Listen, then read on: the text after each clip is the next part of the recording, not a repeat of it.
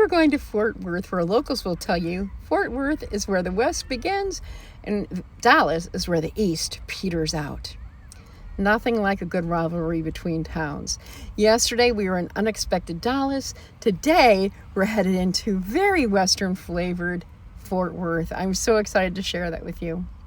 Hello, I am Julie Jordan Scott with Aging Joyfully. I am thrilled that you're here because right now we're on a cross-country road trip from New Jersey to California and eventually heading back again.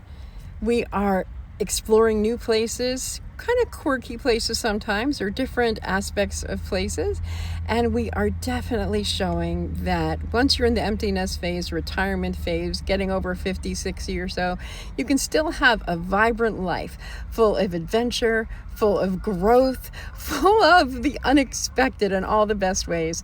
So if any of this resonates with you, please subscribe, come back, look at the playlist for this road trip. It's been a lot of fun so far, and I know it will continue to get better as we travel west. Sunshiny, glorious west. Sorry to my friends who are currently under a whole bunch of snow, but this feels really, really good. Almost as soon as we got into Fort Worth, I noticed this covered wagon. And something like that made me need to get on it. And Allison and Ephraim had never been on the covered wagon before, even as locals. But I had to say that especially as locals, you don't usually do wacky things like the touristy stuff. So we were thrilled to climb on board. And Amy was our tour guide on this first little adventure of our Fort Worth tour. It's a unique way to see the streets of Fort Worth as you are preparing for doing whatever it is that you want to do that day. I find this to be really helpful, and I got to see things I would not have seen otherwise. This is where I believe this is where the rodeos are held, because we'll walk past it in a little bit and I could hear the caller inside talking about the fact that they had an all-girl crew today. And that was very exciting. I did not get to the Cowgirl Museum because it was closed that day for a special event. So this means I have to return to Fort Worth. That's all there is to it. It's been my dream to go to the Cowgirls Museum.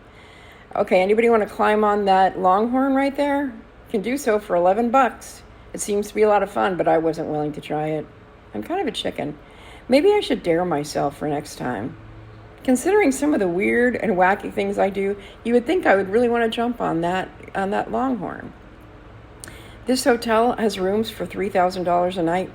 Allison suggested I hang out there to see if I could meet anyone interesting. I didn't, but I did select that cowboy statue. They have a lot of good sculpture, surprisingly, in Texas. Here we are again in front of the Coliseum. That's Ephraim and Allison walking along. I got them on my camera again. We were walking towards the John Wayne Museum because Julie needs to use the restroom. Now here we are, and I got to get in the back way. I talk about this elsewhere, but one of the biggest surprises and biggest delights was Andy Warhol. Andy Warhol in Fort Worth. Okay, I can no longer expect what I think that I'm going to get, because I always get better and better and better. The Andy Warhol Museum also had places you could look at without paying admission. And that was, I thought, really cool to see, so that everyone could enjoy. Back out onto the streets of Fort Worth. The energy there was really great. What I just loved was the pure West feeling that it had. So here's a montage of photos you might enjoy. Love Allison so much. And these photos were absolutely hilarious. The photographer and me could not resist that one. Oh my gosh, we're still not done with John? Nope. And from dinner last night with Evie, what a delight. There's another shot. On the morning before we left for Fort Worth, which was about an hour drive away, I met a dear old friend of mine that I knew from the publishing world. Yes, I worked for a large publisher, one of the biggies, in my 20s. We lived in the same apartment building in Los Angeles. I was in her wedding. We were very close, and I didn't realize until I re-met her after I sent her a text saying, "Hey, I'm in Dallas."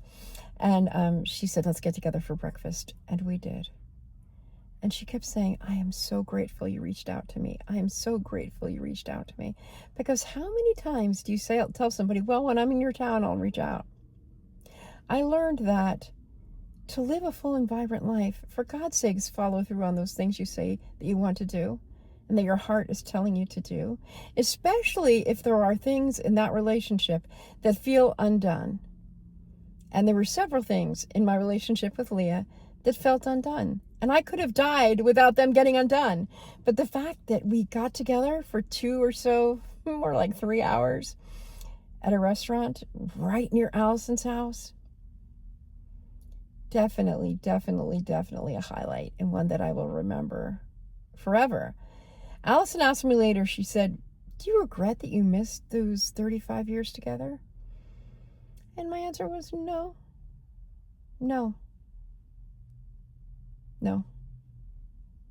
Would life have been different if we had stayed friends? If my life had been linear, yeah, maybe. But our lives were not intersecting. Now they are intersecting, and the love and the joy and the hope, definitely valuable moment in time, and one that will now continue. It won't be let's have lunch and never do it. It will be let's stay in touch. And the magic was that even if I never, ever in my life speak to Leah again, and I hope that doesn't happen, I will be so grateful that we had that time together. Someone who knew me when I was still wholeheartedly optimistic, before I knew what heartbreak really felt like. There's something really precious in being with that person who knew me then. Grace, Grit, and Grow is widely varied on this video today and on this whole experience. My first grace was the covered wagon, because as a child, I loved Laura Ingalls Wilder, and I felt like I was in a covered wagon that would take me across the prairie with my family. And my family of the day were Allison and Ephraim, who were a delight and such great hosts, and I'm extremely grateful for the time I got to spend with them. And of course, it wasn't enough, which leads me to grit. I was really feeling unsettled and wanting to continue west because I had lost a date from the very start. So I was scared. And I know I talk about anxiety a lot. Maybe it's too much, but when you take on a big endeavor like this, especially I find alone, it is, for me, more nerve-wracking. And because there were stakes in California that I wanted to see my daughters play, I wanted to meet my son's girlfriend, I wanted to have adequate time to relax, that I really needed to leave. Even just talking about this, I feel really guilty and my mouth gets all dry because I still feel bad about it. I would have loved to have spent more time with Allison and Ephraim, and I feel really sad that I didn't get to. And growth is related to that, in that when we got back from Fort Worth, on our way back from Fort Worth, I said, "You guys, I need to hit the road again. I'm feeling really concerned about missing that whole day and not being farther along." Because while I'm doing this road trip and having a lot of fun, I also have the responsibility of the house sit coming up, and the dog sit and the grandbaby sit.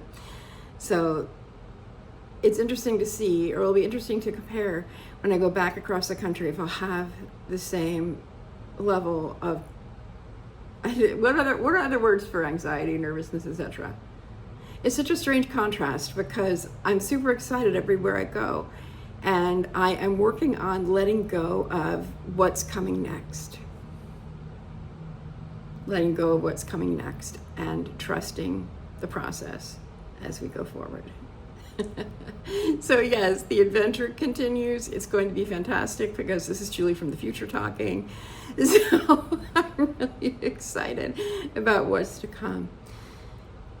So thank you so much for adventuring with me, and I'm really looking forward to our next couple of days. You're gonna see things you never expected to see. You're going to learn maybe a few new facts, and you're going to have fun while we do it.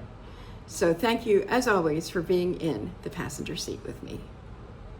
As we say goodbye to Dallas and Fort Worth and the sun starts going down, please take a moment to subscribe and watch this whole playlist in its entirety, and follow along as I make this trip both east to west And then I'll be doing some house sitting and pet sitting, and then I'll go back from west to east on an entirely different route. It would be so great to have you in the passenger seat for the entire ride, because you truly make my experience much more fun, much more entertaining, and much more memorable. So thank you so much for being here with me on this adventure called life.